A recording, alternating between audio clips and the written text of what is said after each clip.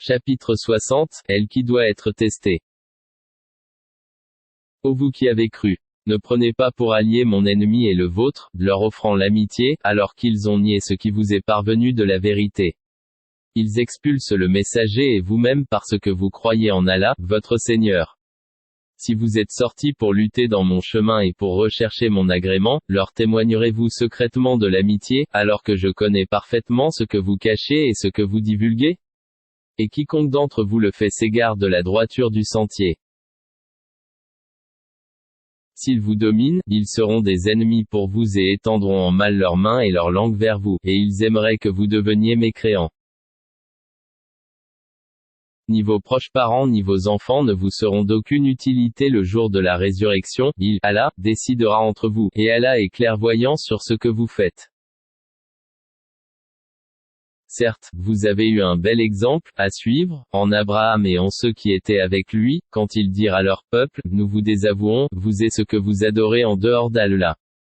Nous vous renions, entre vous et nous, l'inimitié et la haine sont à jamais déclarées jusqu'à ce que vous croyiez en Allah, seul.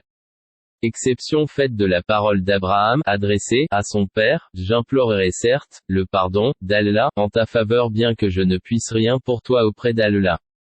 Seigneur, c'est en toi que nous mettons notre confiance et à toi nous revenons, repentants. Et vers toi est le devenir. Seigneur, ne fais pas de nous un sujet de tentation pour ceux qui ont mécru, et pardonne-nous, Seigneur, car c'est toi le puissant, le sage. Vous avez certes eu en eux un bel exemple à suivre, pour celui qui espère en Allah et en le jour dernier, mais quiconque se détourne, alors Allah se suffit à lui-même et est digne de louange. Il se peut qu'Allah établisse de l'amitié entre vous et ceux d'entre eux dont vous avez été les ennemis. Et Allah est omnipotent et Allah est pardonneur et très miséricordieux. Allah ne vous défend pas d'être bienfaisant et équitable envers ceux qui ne vous ont pas combattu pour la religion et ne vous ont pas chassé de vos demeures. Car Allah aime les équitables. Allah vous défend seulement de prendre pour alliés ceux qui vous ont combattu pour la religion, chassé de vos demeures et ont aidé à votre expulsion. Et ceux qui les prennent pour alliés sont les injustes. Ô vous qui avez cru, quand les croyantes viennent à vous en émigrer, éprouvez-les, Allah connaît mieux leur foi, si vous constatez qu'elles sont croyantes, ne les renvoyez pas aux mécréants. Elles ne sont pas licites, en tant qu'épouses pour eux, et eux non plus ne sont pas licites, en tant qu'époux, pour elles. Et rendez-leur ce qu'ils ont dépensé, comme marre. Il ne vous sera fait aucun grief en vous mariant avec elles quand vous leur aurez donné leur marre. Et ne gardez pas de liens conjugaux avec les mécréantes. Réclamez ce que vous avez dépensé et que, les mécréants, aussi réclament ce qu'ils ont dépensé. Tel est le jugement d'Allah par lequel il juge entre vous, et Allah est omniscient et sage. Et si quelqu'une de vos épouses s'échappe vers les mécréants, et que vous fassiez des représailles, restituez à ceux dont les épouses sont parties autant que ce qu'ils avaient dépensé. Craignez Allah en qui vous croyez.